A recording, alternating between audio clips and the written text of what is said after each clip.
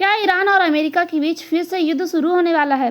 NATO summit में Donald Trump ने ऐसा क्या कहा कि पूरी दुनिया की चिंता बढ़ गई? क्या सच में सीज़फायर खत्म हो चुका है? और अगर यह संघर्ष और बढ़ा तो तेल की कीमतें क्या आसमान को छू लेंगी? और इसका भारत पर क्या असर पड़ने वाला है, आइए इस वीडियो में हम जानते हैं।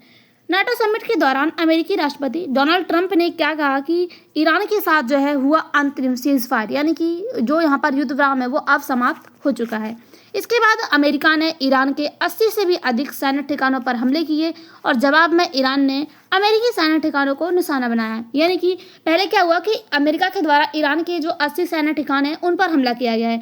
उसके बाद ईरान ने जो है जवाबी कार्रवाई के तौर पर यहाँ पर अमेरिका के जो सैन्य ठिकाने हैं उनको निशाना बनाया है। इससे पूरे पश्चिम एशिया में तनाव बढ़ चुका है और पूरी दुनिया में जो है युद्ध के जो संकट है वो देखने को मिल रहा है। यानी कि लोगों को अब ये डर लग रहा है कि अब जो है यहाँ पर युद्ध हो सकता है।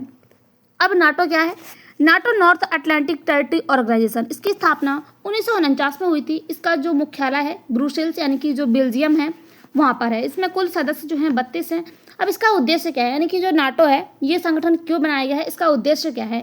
इसमें क्या है, सदस्य देशों की सामूहिक सुरक्षा होती है। यानी कि इसके द्वारा जो इसके सदस्य देश हैं उनकी सुरक्षा की जाती है। सिद्धांत क्या है, एक देश पर हमला सभी देशों पर हमला माना जाएगा। यानी कि नाटो के किसी भी देश पर हमला होता है किसी देश के द्वारा तो क्या होगा कि पूरे उस देश के जो जितने भी यानी कि नाटो के संगठन में जो भी देश हैं उन पर पूरे देशों पर हमला माना जाएगा। अब नाटो समिट क्या होता है? नाटो देश में राष्ट्रीय ध्वज और प्रधानमंत्री इसके जो है भाग होते हैं। इसके साथ ही अगर हम इसकी बात करें तो यहाँ पर सुरक्षा, आतंकवाद, युद्ध और रक्षा नीति के लिए ये चर्चा का विषय बना हुआ है यहाँ पर नाटो। अब इस बार क्या हुआ, नाटो समिट में रूस और यूक्रेन के बीच जो युद्ध के साथ साथ ईरान संकट भी प्रमुख मुद्दा बन चुका है। यानी कि हम देखें तो रूस और यूक्रेन के बीच में जो युद्ध चल रहा है ये भी नाटो का एक प्रमुख मुद्दा बन गया था। अब सीज फायर क्या होता है? सीज फायर यानी कि युद्ध विराम, मतलब दो देशों के बीच में कुछ समय के लिए लड़ाई को रोकना। इसका उद्देश्य क्या होता है? शांति वार्ता शुरू करना, मानवीय सहायता पहुंचाना। यानी कि किसी भी देश के बीच में युद्ध हो रहा है तो उसको समाप्त करना और अगर वहाँ पर जितना भी नुकसान हुआ वहाँ के लोगों को तो उनको यहाँ पर मानवीय सहायता उपलब्ध करवाना और युद्ध को आगे बढ़ाने से रोकना। लेकिन सीज फायर अस्थायी शांति नहीं होती है। यानी कि जो सीज फायर होता है वो स्थायी नहीं होता है। वो ऐसा भी हो सकता है कि आने वाले समय में सीज फायर को ख़त्म कर दिया जाए और बाकी उस दोनों देशों के बीच में जो युद्ध है वो दोबारा से शुरू हो सकता है। अब सीज फायर क्यों टूटा? अमेरिका का दावा है कि ईरान समर्थित हमलों ने जो है समुद्री जहाज़ों पर खतरा जो है बढ़ चुका है। हॉर्मुज जलडमरू में व्यापार जो है प्रभावित हुआ है। इसके लिए जो है अमेरिका की जो सैन्य जवाबी कार्रवाई है वो यहाँ पर हुई है। अब अमेरिका ने 80 ठिकानों पर हमला क्यों किया है? यानी कि जो अमेरिका है, अमेरिका ने ईरान के 80 ठिकानों पर हमला किया है वो क्यों किया है? अमेरिका के अनुसार air defence system, missile launch site और उसके साथ ही डॉन बेस, सैन्य कमांडर सेंटर और उसके साथ ही अगर हम देखें तो जो IRGC है से जुड़े ठिकानों को जो है निशाना बनाया है ताकि भविष्य में हमले को रोका जा सके। यानी कि जो अमेरिका है उसने IRGC के जो ठिकाने हैं उनको हमला बनाया यानी कि निशाना बनाया है ताकि अगर जो है वहाँ पर हमला होता है तो भविष्य में उनको रोका जा सके। अब ईरान का क्या पक्ष है इस न्यूज़ को लेकर? अमेरिका ने जो समझौता है उसको तोड़ा है, ये ईरान के द्वारा कहा जा रहा है। अमेरिकी हमले अंतर्राष्ट्रीय कानून के खिलाफ होते हैं। ईरान अपनी जो है रक्षा करेगा। यानी कि अगर यहाँ पर अमेरिका के द्वारा ईरान पर हमला होता है तो ईरान जो है अपनी रक्षा करेगा, अपने देश के जितने भी लोग हैं उनको बचाएगा। अमेरिका पर जो है क्षेत्र में तनाव बढ़ने का आरोप लगाया जाता है। यानी कि जो यहाँ पर हॉर्मुज जलडमरू वाला क्षेत्र है यहाँ पर जो तनाव बढ़ता है इसका आरोप जो है अमेरिका पर लगाया जाता है कि इसके द्वारा ही जो है यहाँ पर क्षेत्र में आरोप बढ़ता है और हमले जो है होते हैं। अब ट्रंप ने इसको लेकर क्या कहा है? ट्रंप का मुख्य बयान, सीज फायर अब खत्म हो चुका है। ये जो है ट्रंप का बयान आया है। वर्तमान समझौता है जो है प्रभावी नहीं रहा है। यदि जरूरत पड़ी तो अमेरिका और कड़ी कार्रवाई करेगा और बातचीत की संभावना बहुत कमजोर बताई जा रही है। यानी कि अब यहाँ पर अगर युद्ध बढ़ता है तो क्या होगा कि बातचीत के जरिए जो है युद्ध को रोकना बहुत कमजोर यहाँ पर बताया जा रहा है। अब इस संघर्ष की जड़ क्या है? यानी कि जो यहाँ पर दोनों देशों के बीच में संघर्ष हो रहा है इसकी मुख्य जड़ क्या है? ईरान का परमाणु कार्यक्रम। यानी कि अमेरिका क्या है कि जो यहाँ पर ईरान है अपने परमाणु कार्यक्रम, परमाणु हथियार जो है बना रहा है तो अमेरिका जो चाहता है कि ईरान जो है अपने परमाणु हथियार बनाना बंद कर दे और इसके साथ ही ईरान जो है चाहता है अमेरिका द्वारा जो प्रतिबंध लगाए जा रहे हैं अमेरिका पर, ईरान पर, वो यहाँ पर न लगाया जाए। पश्चिम एशिया में तनाव की जो लड़ाई है वो बंद की जाए। इजराइल की जो है सुरक्षा यानी कि जो इजराइल है वो यहाँ पर दूसरे देशों पर हमले न करें और हॉर्मुज जलडमरू वाला क्षेत्र जो है उस पर यहाँ पर ईरान अपना नियंत्रण चाहता है। लेकिन अमेरिका के द्वारा ये कहा जाता है कि जो हॉर्मुज जलडमरू वाला क्षेत्र है, एक ये दुनिया का महत्वपूर्ण तेल मार्ग है, तो इस पर किसी एक देश का नियंत्रण नहीं होना चाहिए। तेल और ऊर्जा सुरक्षा भी यहाँ पर उपलब्ध होनी चाहिए दोनों देशों को, यानी कि पूरी दुनिया के जितने भी देश हैं सबको यहाँ पर ये सुरक्षा जो है उपलब्ध होनी चाहिए। अब हॉर्मुज जलडमरू यानी कि जो स्ट्रेट ऑफ हॉर्मुज वाला क्षेत्र है वो इतना महत्वपूर्ण क्यों है? क्योंकि पूरी दुनिया का जो 20% तेल है वो समुद्री मार्ग के जरिए इसी रास्ते से जाता है, यानी कि तेल का जो व्यापार है वो इसी रास्ते से होकर गुजरता है।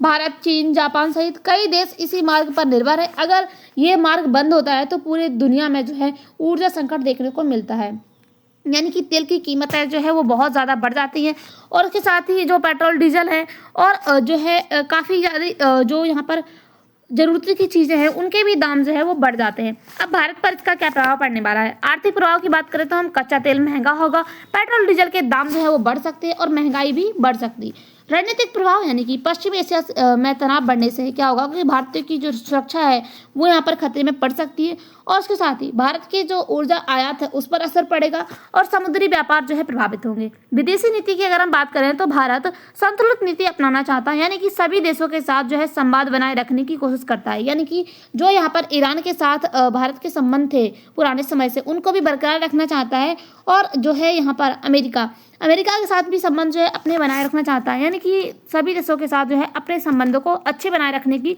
कोशिश करता है यहाँ पर भारत। अब हम देखें तो पूरी अर्थव्यवस्था पर, यानी कि पूरी दुनिया की अर्थव्यवस्था पर इसका क्या प्रभाव पड़ेगा। अगर यहाँ पर युद्ध बढ़ता है या फिर कम यानी कि रुकता है तो तेल की जो कीमतें हैं उनमें उतार चढ़ाव आएगा, शेयर बाजार में गिरावट आएगी, शिपिंग महंगी होगी और बीमा लागत बढ़ सकती है और उसके साथ ही व्यापार जो यानी कि वैश्विक व्यापार है वो यहाँ पर प्रभावित हो जाए। अब क्या नाटो सीधे युद्ध में शामिल होगा, यानी कि जो नाटो के सदस्य हैं वो क्या सभी इसे युद्ध में शामिल होंगे? अगर हम देखें तो केवल जो है रणनीतिक समर्थन या सैन्य सहायता करेंगे, पूरी तरीके से जो है यहाँ पर शामिल नहीं होंगे। खुफिया जानकारी साझा करना, समुद्री जो सुरक्षा है उसको बढ़ाना, लेकिन नाटो का सीधे युद्ध में उतरना कई रणनीतिक जो निर्णय हैं उन पर निर्भर करता है, यानी कि कई सारे निर्णय हैं उन पर निर्भर करेगा कि नाटो जो है इस जो संघर्ष है उसमें सीधे तौर पर आएगा या नहीं। अब सभी पक्षों का क्या कहना है, यानी कि अमेरिका का दृष्टिकोण है राष्ट्रीय सुरक्षा, समुद्री व्यापार की रक्षा और ईरान पर दबाव बनाया जाए।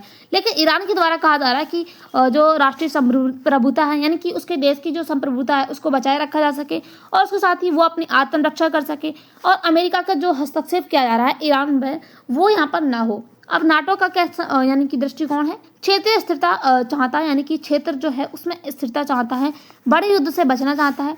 अब हम देखें तो यूएन के द्वारा क्या कहा जाता है, दोनों पक्षों में संयम और वार्ता की अपील जो है यूएन के द्वारा की जाती है ताकि यहाँ पर दोनों देशों के बीच में जो संघर्ष हो रहा है वो यहाँ पर रुक सके और यहाँ पर शांति हो सके। अब हम देखें तो भविष्य में यहाँ पर क्या हो सकता है कि यदि जो है युद्ध बढ़ा तो क्या होगा, तेल जो है $100 बैरल तक जो है ऊपर जा सकता है और उसके साथ ही वैश्विक मंदी का खतरा होगा, शरणार्थी संकट देखने को मिलेगा और उसके साथ ही बड़े क्षेत्रीय युद्ध की संभावना जो है वो देखने को मिल सकती है अगर भविष्य में जो है युद्ध बढ़ता है।